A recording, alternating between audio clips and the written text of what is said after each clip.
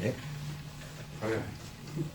We've all read stories about or watched a movie about man-eating monsters, Dracula, things like that.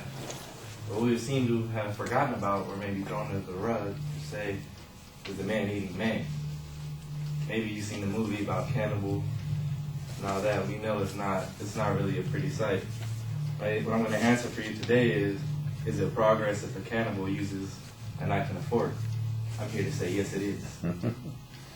If you go to the jungle and you see a cheetah mauling a gazelle, it mauls it, it chases it, jumps on it, they're on the ground. Now if that cheetah pulls a fork and a knife out of his back pocket or from somewhere and begins to eat that gazelle like there's a plate under it, is that not civilized?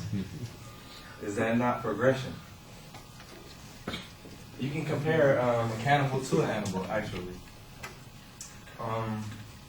It's not that they made a decision to be like this. It's the way they were born. But just as people go to rehab, you can't get off a crack right away. It takes progression, and that's all I see here with a knife and a fork. It's progression. You know, you have to change slowly. It's not going to happen right away.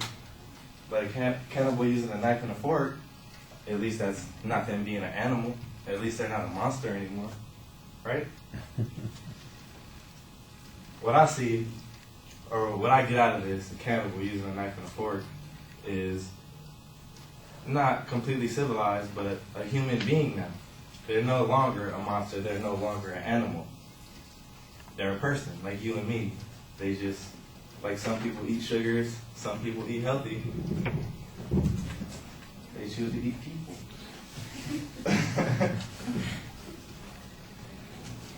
Cannibal.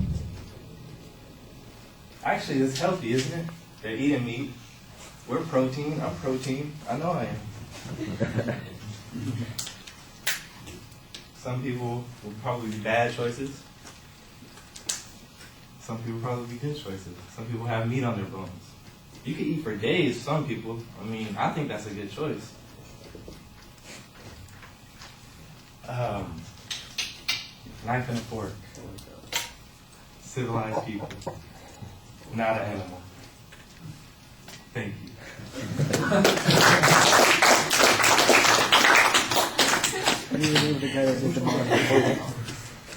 Jonathan. Yes, that's all I could think of. I'll be right. Oh, I didn't see that.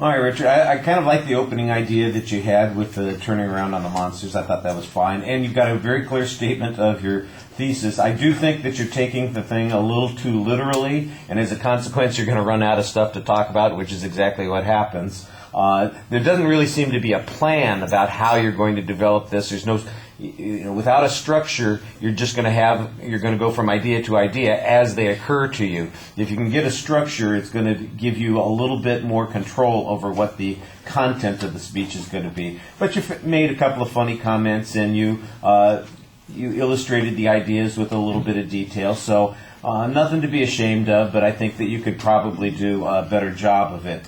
On the presentation issues, your voice is pretty good. I thought you had very good inflection in your voice sometimes, trying to convey ideas and make something seem humorous or sarcastic, and that came across pretty well. Pacing occasionally was problematic because when you were in a groove, you sounded fine, but it was always obvious when you got stuck for the next idea because there'd be that awkward pause. Some gestures got a little bit repetitive. You have a tendency to kind of swing your hands down a little bit like this when you get stuck for an idea. And the other thing that you do when you get stuck for an idea is start pacing. You kind of turn, instead of facing us anymore, you turn to the side and kind of walk back and forth. Then instead of walking the transitions, it looks like you're walking in search of an idea, and that's the most noticeable problem during the delivery, other than wearing the hat during the whole speech, so it's down over your face, and I'm going, what if I got the Unabomber in here giving a speech? We want to be a little bit more forthright about those kinds of things. All right, thank you.